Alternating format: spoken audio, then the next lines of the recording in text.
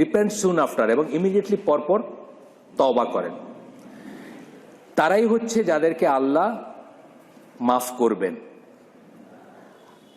আর এই তওবার কোনো অর্থ নাই যেটা মৃত্যু পর্যন্ত অপেক্ষা করায় যে তওবা করার জন্য, এই তওবার কোনো অর্থ নাই।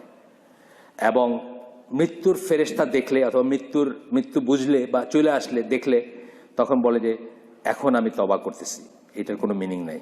অথবা যারা কাফের হিসাবে মারা যায় তাদেরও লাইফটা ওয়েস্টেড।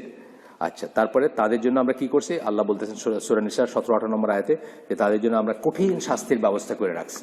আচ্ছা, এইখানে বলতেছেন তারপরে যে এইটা বেশি হচ্ছে ইয়াং মানুষদের বেলা হয়, এই যে কথাগুলো বলতে, এটা এখন খাওয়ার জন্য দিচ্ছেন? আচ্ছা, তাহলে বেয়াদবি মাফ করেন, আমি সবাই সামনে খাচ্ছি, কার সাথে শেয়ার করার উপায় নাই, এখান থেকে আনতে হবে গিয়ে। বিসমিল্লাহ।